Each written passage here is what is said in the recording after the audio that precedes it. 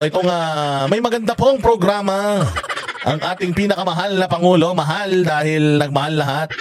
At pakinggan natin yung kanyang napakatalinong mga komentaryo, istorya patungkol dito. Ayan, alam naman natin na noong weekend ay itong pamilyang ito, pamilyang Salot, yung pamilyang Switik, sumakay sila mga bossing sa MRT.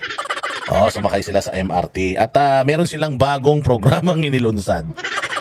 Putang ina niyan. Naglunsad ng bagong programa na imbis na makatulong sa bayang Pilipinas, putang ina, gagasta pa sila. Ay, nako, Diyos ko po. No, ito yung 1+3 program. Putang inang yan. Parang 3 in 1 plus 1 Parang biskwit lang yan.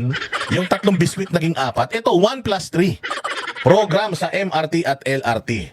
Alam nyo ibig sabihin nun? Ang ibig sabihin po niyan, makakasakay ang isa at pwede siyang magsama ng kajaming niya. Magsasama na niya siya ng kajaming niya na 3, libre na daw yung 3. Isa lang magbabayad, tapos yung 3, libre na.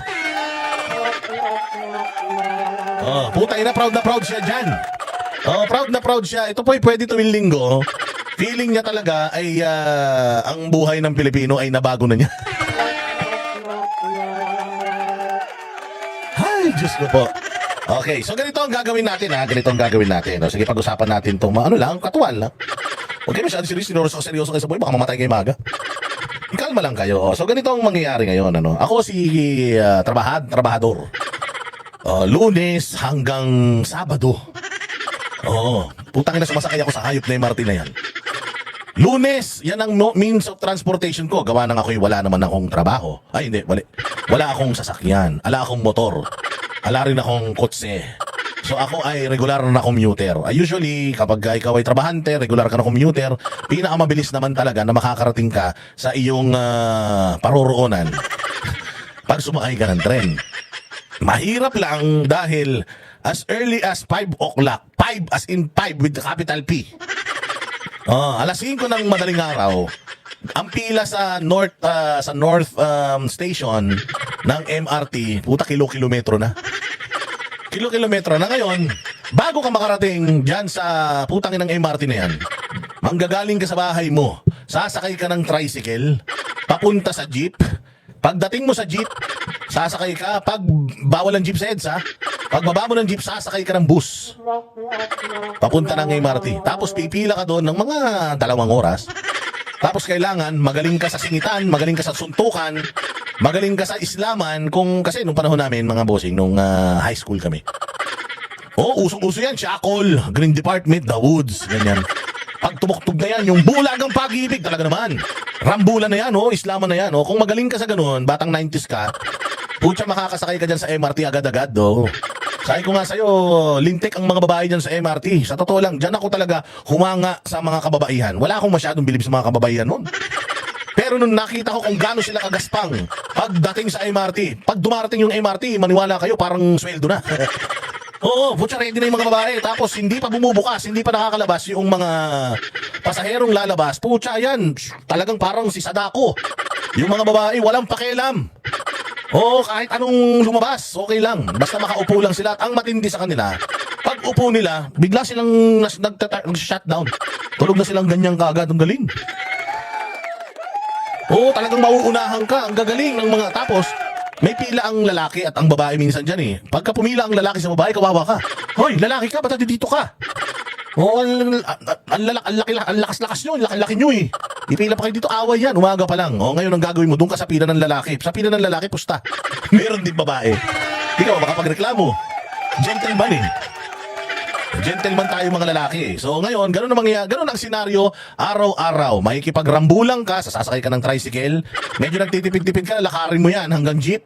Sakay ka ng jeep, pagbaba mo ng jeep, sakay ka ng bus. Pagbaba mo ng bus, sasakay ka ng tren. Pag sakay mo ng tren, maniwala ka, ang bababaan mo ng bus sa gitna ng EDSA, ang gagawin mo magha-hiking ka pataas, pababa, para makarating ka sa istasyon ng MRT. Pagdating mo sa istasyon ng MRT, pipila ka ng ilang kilometro. Pagdating mo doon, para ka talagang papunta sa langit Para si San Pedro yung nagbibigay ng ticket. Pagpasok mo doon sa loob, ano pa yun Pila pa lang yun. Pagpasok mo doon sa umiikot na ganun, Panibagong kalbaryo na naman yun. Yun talaga, kailangan magaling ka na ron. Hindi ka makakasakay ng tren kapag katatanga-tanga ka Kasi maniwala ka, pag bumukas yung gate ng MRT na yan, yung pinto ng tren, ang lalabas dyan, 3 ang sasakay, 500. Utang ina yan, patikisin nyo may laman. Ganong katindi ang MRT sa atin. Maniwala ka, alas 5 pa lang, pagdating mo dun sa trabaho, utang ina, may putok ka na. Oo, maniwala ka talagang palitan na ng ng amoy sa kilikili yan. Pucha, magagano, hindi naman ako nag-Rexona, ba't amoy Rexona ako? Yung Rexona nung katabi mo, nandito na sa pisngi mo, Ay, ano ba yan? Yung Rexona mo, ang ginagamit ko kasi may pampaputi ng kilikili yun. Ganon ang sitwasyon sa MRT. So, matotal, isang buong linggo, putragis yan. Sa hirap ng buhay, maswerte ka na may trabaho ka. Magre-reklamo ka pa ba sa biyahe? Okay lang, basta may trabaho ako. So, isang linggo kang ganyan ang ginagawa mo. 1 week na yan ang ginagawa mo. Monday, Tuesday, Wednesday, Thursday, Friday. Ganyan ang kalbaryo mo. Putang ina, mantakin mo pag linggo, gusto mo mag-MRT ka pa rin? Ganyang katalino yung programa ng mokong na ito. Ikaw naman, Boss Dada, napaka-reklamador mo At least may ginagawa. Putang ina, proud na proud. Kaya lang ang programa mo. Libre yung 3. Basta magbayad yung isa.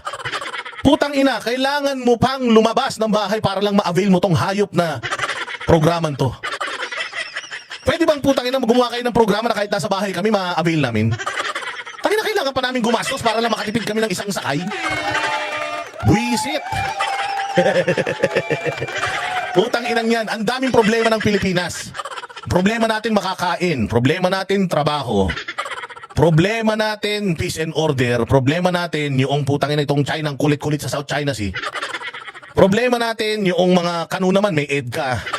Napakadami natin problema. May problema tayo sa shortage ng bigas, kamatis, sibuyas. Meron ASF, merong pati manok, may trangkaso na. Lahat ng problema pwede mong isipin, nandito na. Mantakin mo, pati nga yung mga tao tumitira na sa Imbornal Hanggang na sa sobrang hirap ng buhay sa Imbornal na nakatira. Hindi ba mayroong programa to, 1 milyong pabahay, isang buwan? Itong kupal na to, sa sobrang galing ng pabahay niya, putang ina yung mga tao sa Imbornal na nakatira. For the first time in history, mga bossing, putang ina niyan, alam niyo yung Ninja Turtles, kasi, mga boss, nakatira yan sa sewer. Wow. Ang sewers kasi sa Amerika, malalaki, kasya bus. Ang lalaki na yung Imbornal nila doon, makakapagtaguan kayo doon Oo, dito yung Imbornal natin, anak ng tinapay yan, lahat nandiyan dyan. Lahat ng maisip mong dumi nandiyan dyan, barado pa yan. Mantakin mo sa sobrang hirap ng buhay ay nakatira na sa Imbornal. For the first time yan, ngayon lang nangyari, tumitira sa Imbornal. Alam mo, marami akong nakita, akyat bahay, nahuli sa Imbornal, gano'n. Sa Imbornal nagtatago, pero ito, puta doon nakatira. Ang pinaka nakakatawa, nung yung lumabas na nakatira sa Imbornal, binigyan ng DSWD ng 80,000 pang sari-sari store daw. Puta, saan siya magtitinda? Saan siya magtitinda doon sa Imbornal? So, puta, kailangan yumuko pa ako at lumuhod doon sa butas na Imbornal, makabili lang ng chicherya. Ganyang kabopuls. Yung mga programa nila, alam mo yung pucha na porket nag-trending, binigyan ng 80,000 yung lumabas ng Imbornal. Ngayon, lahat ng tao gusto rin tumira sa Imbornal. Ayaw mo noon 80,000? Matutulog ka lang isang araw sa Imbornal, may 80,000 ka? Tangina, ganun nakatarantado. Ganun nakalala ang problema ng bayan natin sa kahirapan. Pucha, upgrade na. Dati sa ilalim lang tayo ng tulay tumitira. Yung mga kababayan nating homeless. Pucha, ngayon Imbornal. Saan ka naman? Hayop na yan. Kaya naman pala yung flood control project ni Bongbong. Kaya naman pala sumasablay. Puro barado na yan. Puro tao pala dyan. Baka naman pagpasok natin doon sa Imbornal na may aircon pa kayo walang yan. Ito ang problema ng bayang Pilipinas. Anong inaatupag ng mga hayop? Pagkakagastusan. Nakita niyo yung example ko? Para ma-avail mo itong 1+3 program nila, kailangan mo munang lumabas ng bahay. Para lang masabi mo na, ay salamat, natikman ko rin yung programa ng gobyerno. Hindi ba, panggago? Wala na ba tayong maisip? Wala na tayong ibang programa na pwede nating gawin? Kausapin niyo si Pastor Kibuloy. Ang daming niyang programa para sa Pilipinas. Itigil niyo na yung legacy.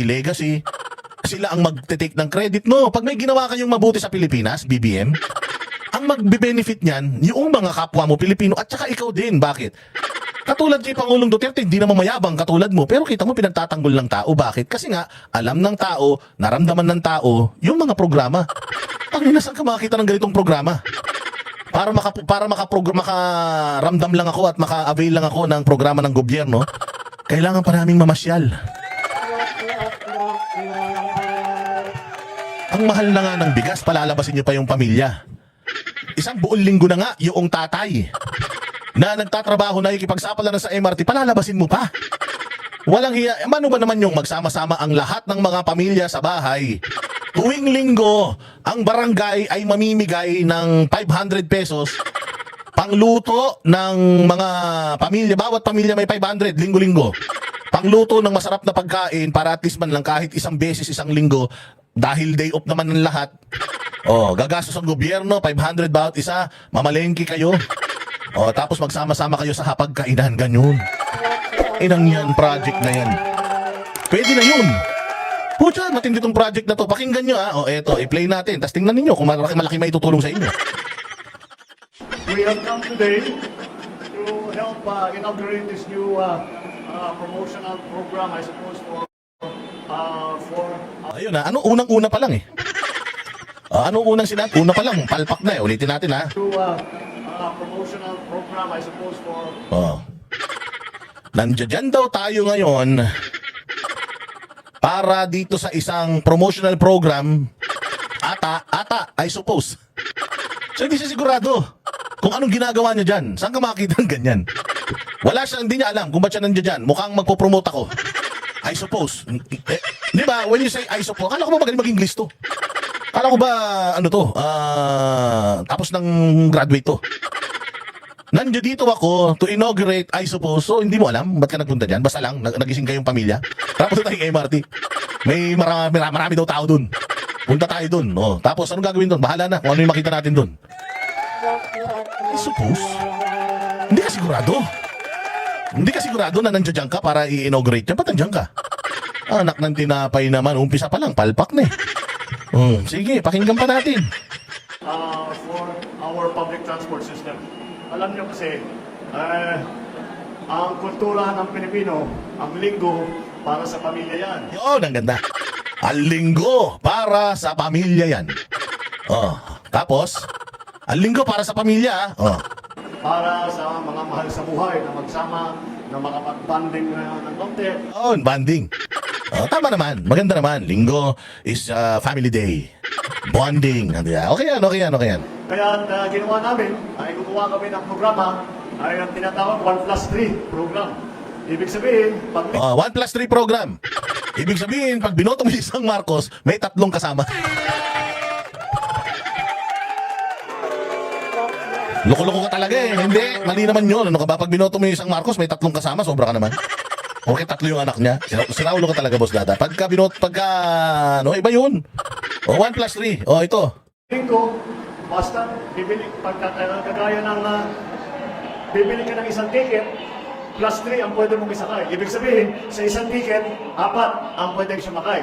Para naman mabigyan natin ng pagkakataon yung ating mga pamilya na Putang ina si ate, yung nakapaismas, Kung pumalakpak, akala mo, puta, napakaganda ng programa, baka magdugo yung kamay mo, kakapalakpak mo, ha? So ulitin natin. So pag bumili ka ng isa, yung 3 kajaming mo, kasama na. So kung halimbawa, sabog ka, tapos tamang joyride ka, puta ragis yan. Sasakay kayo ng MRT, one way, isang bayad lang para sa inyong 4. Ang kagandahan nito, pagdating nyo sa dulo ng MRT, halimbawa sumakay ka sa North, na ang dulo niyan, dyan sa may Pasay. Pagdating mo ng Pasay, putangin yan. Hindi mo alam anong gagawin mo, so babalik ka na naman ulit. Isang pamasahe lang ulit, sakay yung 3 na naman. Hindi ba? Ang galing. Kailan nyo wala nang makakain yung mga Pilipino eh. Papapasyalin nyo pa. Hayop naman talaga. Sige, diretso. Tawag yung ating mga pamilya, mga magkabarkada na magkasama. Para daw magsama-sama yung pamilya at saka barkada. Putang ina, pwede ba magsama dyan lang sa MRT? Hindi ba pwede magsama yan sa labas ng bahay, sa tambayan, sa luneta? Dyan sa may tong-itan, ganyan. Kailangan para mapatunayan lang nila yung pagkakaibigan at pagmamahalan nila. Kailangan nila lumabas ang linggo at sumakay ng tren. Putang ina yan. Ay, nako, Diyos ko po. Pero kami, lumampas kami doon sa 1+3, kaya si Congressman nagbayad ng sarili ng ticket. Pero yun ang aming, sana naman, mabigay. Kailan to si Lisa ang likot? Tignan niyo si Lisa. Hindi mapirmi. Walang respeto sa asawa eh. Nagsasalita yung asawa, nag-i-speech, putang inin yan, para kang turumpo. Ikot ng ikot, putang inan to, parang mascot. Nakita nyo ginagawa, dapat pagka ganyan, makinig ka naman sa asawa mo. Alam ko naman na walang kwenta yan asawa mo. Pero kahit panggap lang, pakinggan mo naman yung sinasabi niya. Diyos ko po, likot-likot. Panoorin nyo, ang likot-likot. Pakinggan nyo yung sinasabi ni Bongbong, ha. Tapos panoorin nyo din. Walang patid. Sasalita yung asawa, siya din nagsasalita. Bigyan natin ng pagkakataon ang ating mga kababayan na maramdaman nila yung linggo. Kasi alam naman namin na napakahirap na ang oras ng commuter. At madalas nating marinig, wala na kaming oras para sa pamilya. Yun na nga, wala na nga oras para sa pamilya, papalabasin mo pa? Nagtrabaho na isang linggo naman yung tao mula Lunes hanggang Sabado, pagpahingay mo naman sa bahay. Anak ng tinapay, miski naman ako siguro ganon. Alam mo, nung nagtatrabaho ako, pag pumasok na ako kasi ang pasok ko mula Lunes hanggang Biyernes lang. Alam mo ba na kulang pa yung 2 araw para itulog ko? Sobrang pagod ko sa trabaho ko. So ngayon, gusto mo mangyari yung pamilya, lumabas, sumakay ng tren. Putang ina, ano akala mo sa tren? Roller coaster? Ano yan? Enchanted Kingdom ba yan? Ha? Ano akala mo sa MRT at saka LRT? Ha? Ride sa Disneyland?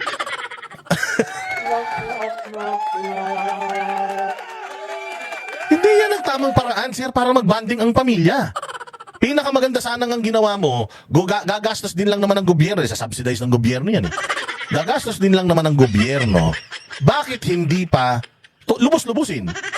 O, magbigay nga lang kayo kahit 400 lang eh. Pabiling 1 kilo. Ay, putya, mahal yung 400 din. 1 kilong ulam lang yun, ha. Sige na, sagot na namin yung bigas. Yung ano na lang, 400, pambili na lang ng baboy. 350 ang baboy eh, tsaka suka toyo, pang adobo man lang. O, gawin na lang natin itong proyekto na to, ang tawag dito ay Adobo Sunday. Bakit Adobo Sunday? Para makalibre na yung mga Pilipino, makapagsama-sama. Masarap kasing magkwentuhan kapag masarap ang ulam. So, pagod ka na magtrabaho ng 1 linggo. Pagdating mo ng linggo, kukubra ka ng 400. Di ba na 500? Kung naman, mayaman ka naman. Kukubra ka ng 500, pambili ng 1 kilong bigas at saka pang adobo. Oh, hindi nagbanding-banding pa kayo. May kinain, nakapagpahinga pa, hindi pa lumabas. Ang hirap na lumabas ngayon, baka ma-hold up pa. Dati, 1 lang ma-hold up, baka ngayon, 4 pa dahil dyan sa hayop na 1+3 na yan. O diba? Lalabas ka. Tara! I-avail natin yung magandang project ng Pangulo. Pumunta tayo sa tren. Sakay tayo ng tricycle, 4 tayo. So yung dating pamasahe mo, 8 isa times 4. Tapos sasakay pa ng jeep. O magkano na minimum ng jeep ngayon? 12 times 4. Magkano na yan? O syempre, sasakay ka ng bus. O magkano minimum sa bus? 10, sabihin na natin, times 4, 40. 40 plus 40 plus 40. Utangin na, 120 na yan. O magbabayad ka pa ng tren. Magkano ang tren mula North hanggang Pasay? Magkano ba? 25? 30? O mga ganun, 25, sabihin na lang natin. Tangin na yan. 150. Para lang sumakay ka ng tren. Imbis na binili nyo na lang ng bigas yan. O kaya 1/4 na giniling tsaka 2 taling sitaw. Eh di nakakain pa kayo. Mantakin mo, wala pa yung pagkain nyo. Pagdating nyo sa dulo ng tren, anong isipin yung gagawin? Punta kayo Mega Mall? Pagdating nyo Mega Mall, gagastos kayo doon. Enough ba yung sweldo nyo para doon? Nang tinapay, gagawa kayo ng programa eh. Wala namang silbi talaga. Utang ina yan. Ay, nako, Diyos ko po. O sige, ano pa? Ano pang mga magandang plano mo? Para dahil pagdating namin, tulog na lahat. Aalis kami, tulog pa. Aalis, tulog. Dadating, tulog. O, anong dapat gawin? Putsangin na, ang gawin mo, Bongbong, ganito. Para may time yung mga pamilya magsama-sama, work from home. MWF lang papasok ang isang empleyado sa opisina. Yung 2 araw, work from home. Ayun. Para kahit nagtatrabaho sila, kasama nila pamilya nila. Hindi sila masyadong magwawatak-watak. Tanginang plano yan. Gagastos ka muna para ma-avail mo eh. Hindi naman lahat nakatira sa istasyon ng tren. Tanginan yan. Ano yung istasyon ng tren? EDSA, wala namang bahay sa EDSA. Bago ka makarating sa istasyon ng tren, mamamasahin mo na yung 4 na yan. Anak, hindi nyo naisip yan. Ako lang dyan. Pag ako talaga naging presidente ng Pilipinas, gagawin ko yung gustong gawin ni Eddie Hill. Oh, yung bibigyan ko ng tigi 1 milyon bawat isang Pilipino, tas kanya-kanya tayo. Tinapay oh. Mas maganda pa yung project ni Eddie Hill na yun eh, kaysa sa ginagawa mo eh. Walang hiya naman, mag-iisip ka lang yung wala pang isip. Kaya naman, sinasabi namin, bigyan natin ng chance naman na magsama. Na hindi addition. Tignan mo yung mga anak oh. Kami mga anak, tinan mo putang ina, hirap na yung tatay, hindi na magpaliwanag. Hirap na yung tatay, hindi na magpaliwanag na maganda tong project na to. Tapos putang ina yung mga nasa likod, daldalan ng daldalan. Saan tayo kakain mamaya? Putang ina, bayaan mo yan. Loko-loko yan eh. O, ito na si Sandro nga, lumilipad na yung utak eh. Ang tagal naman, putang ina, party na ako. Oo, ang tagal naman nito. Puta, yung tatlo naman, nag-uusap kung anong concert ang panonoorin nila habang nagsasalita tong tatay nila. Ang lilikot. Anak ng tinapay. Sunod, hindi may dagdag na pagbayad para lang makasama Sige, kwentuhan. ang pamilya. Kaya nandito na yung ating program na 1+3.